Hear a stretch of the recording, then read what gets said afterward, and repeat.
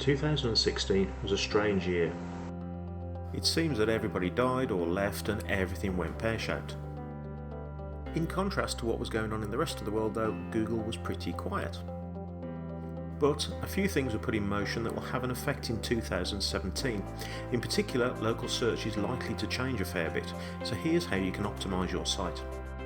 By the way, I'm discussing Birmingham in the UK here, but most of the points work in any city or town. Let's start with links. They're still a huge factor. There's a huge correlation between the number and quality of links going to your website and the ranking of your website. This is a bit of an inconvenient truth for many because for years now a lot of SEO companies have been touting the idea that links aren't that important anymore. Much of this comes from the work Google has been doing to discount bad links and link spam. They don't like it when people use automated tools to create hundreds or thousands of links to a website, all of them coming from made up spammy websites with no value. So they created penalties. Not only do these penalties affect the spam sites, but they can also affect your site too if they believe that the links from them are for SEO purposes. Rough justice? Maybe, but it did scare people off from doing any kind of link creation. But there's no getting away from it, links are still a huge factor in ranking and it doesn't take many to have an effect. It is likely that the value of links will begin to decline during 2017 as Google learns more about what makes a good article rather than who's pointing to it, but one thing's for sure, links aren't going away anytime soon. And if you want to have a massive effect on your ranking for a local term, it might only take one or two links. Why? Simply because most of your competitors aren't doing a thing. Most of the businesses who do just what you do aren't doing a thing to better their SEO. Honestly, not a thing. So you make a few phone calls, write a few articles, and you get a link and a great ranking boost. As simple as that. So how do we do this? Newspapers are in decline, so they are making a move belatedly to go to a more online presence. This usually means they have two versions, a paper version and the online version of the publication. And these local newspapers need news. Lots of news. In a world where people are blogging for themselves and news is available everywhere, local newspapers are finding it tough to be the first with new news and opinion. So if you can find who your local reporter is, you can use this to your advantage by making it easy for them. Send them information, news and ideas. They're usually more than willing to accept them and help you. For example, if it's the beginning of the year, many people are looking for ways to get rid of the Christmas excesses through either exercise or better eating. Can you write something that will help them? And importantly, is that of interest to a local newspaper? So, find your local newspaper contacts and simply email them.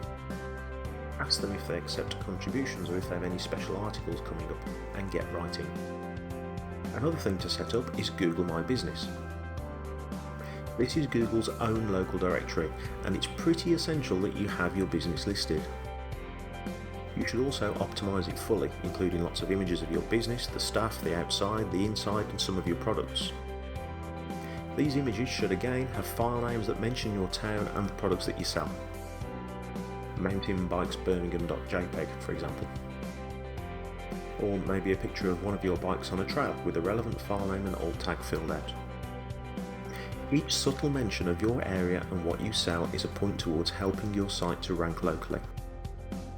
Something else you should do is put a map on your contact page. When you go to Google Maps, you'll notice that there's a way to embed it in your website. Well, you should.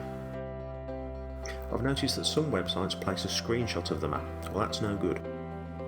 Use the embed function and embed it properly on your About Us or Contact Us page. And the benefit of this? When you embed the map directly, you're also embedding the functionality that comes with it, such as the ability for people to get directions to your shop. Your visitors can also move the map around and find other locations, such as car parks and other shops that might be of use to the other members of the family. You should also have your address and phone number, sometimes called the NAP. It's so obvious that it almost seems silly to mention it, but you absolutely must include your company name, address and phone number on your website.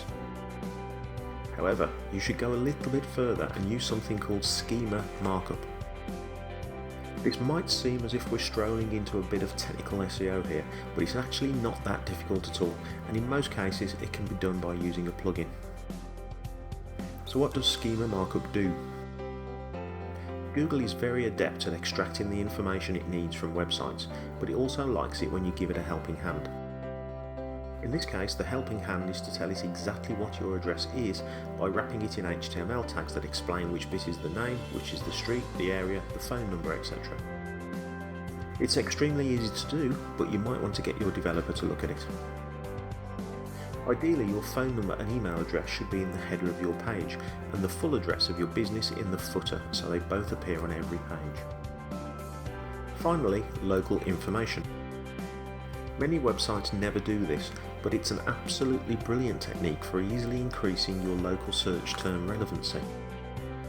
Putting links to local complementary businesses and services can really help people to get a feel for the local area and make that extra special effort to visit you. This works extremely well in villages and small towns, to which people are more likely to travel if they know a bit more about it. So, for example, you could include information about local eateries, pubs and parking. Again, this really could depend on your type of business. In the cycle shop example, you could explain about any nearby tracks that customers could try their new bike out on. If you're a butcher, give the links and directions to a local grocer or baker. By doing this, you're spreading your reputation far and letting others benefit from it, and this helps all of your rankings. So then, in summary, there are many other things that could be done to help your local ranking, and of course many of the items above have relevancy beyond Birmingham, but I wanted to explain in a targeted fashion just 5 simple changes that could have a huge effect. We can all spend hours poring over manuals and courses to find the best way to optimise our site, but the fact is, with so few people doing any of this, just a few changes to your site can have a huge implication and propel yours right to the top of the charts with very little effort.